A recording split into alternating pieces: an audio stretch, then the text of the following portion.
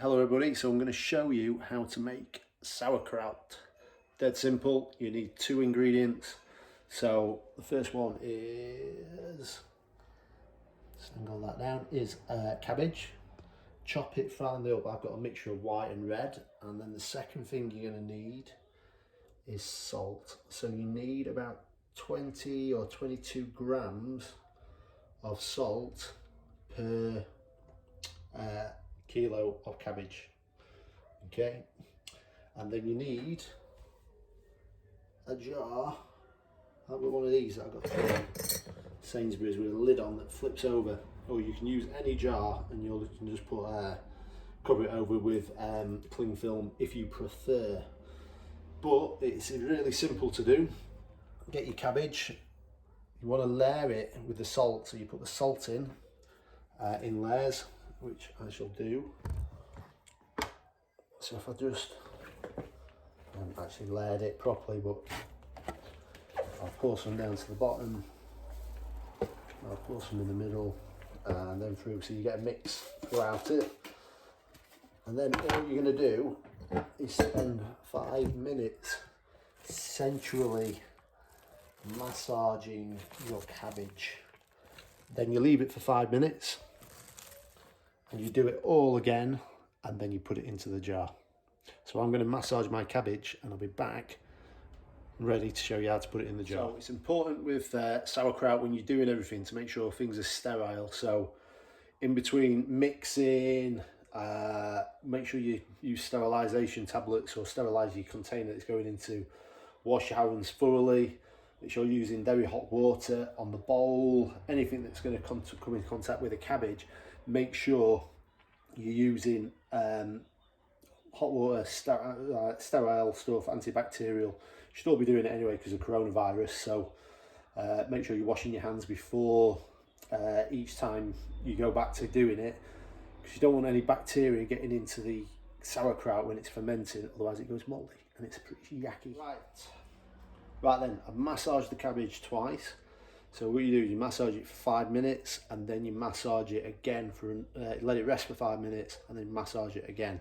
What it ends up looking like is half the size, so you end up with it reduced down, and if you can see, there is juice that is coming out of the cabbage. You don't actually add any other liquid, so the liquid you see in sauerkraut is from the cabbage. Okay, so it ferments in its own juices.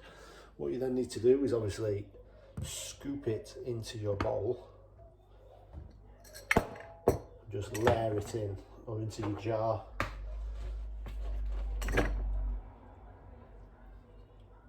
Once you've layered it in, just pour it in. If anything falls out, this is quite important, if anything falls out of your jar onto the surface, discard it. Just get rid of that. If it falls out, it's going to be no good. So you just keep layering it in.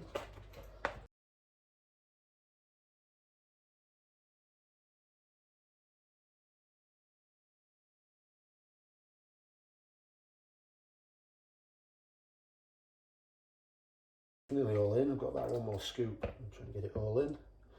So I just want to leave. I'm going to push that down. Jar. Push it right down as far as you can. You want to compress it right in. So they do recommend different techniques for compressing it in.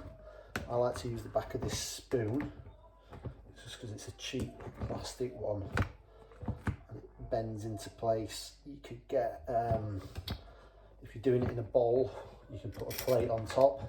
Obviously cover it with cling film first. So I've also got all the juice that's left in here, a few stray bits. I'll get it all in. And this will cover it up. You want to make sure that your juice is sitting above the line of your cabbage, which is why you need to compress it down as much as you can. So the compression traps air in, and creates the fermentation process. So when it's in the jar, it's going to look something like, where has it gone? That. Okay, once it's in, put your just clean it up a little bit. Put your lid on. If you've not got a lid, you just put in cling film over the top. You can leave a plate on if you've got cling film, the plate on the top. And then what you need to do is put it in a cupboard, a dark place where it's going to be reasonable temperature. So I like to put mine in my larder cupboard. You might want to put it in a pantry, anywhere where it's not going to be in direct sunlight and it's relatively dark.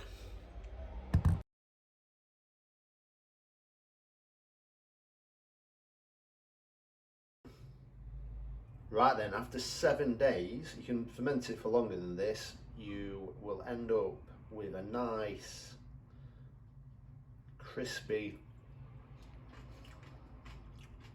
sauerkraut. I'll give it a taste just to make sure it's got the right flavour to it.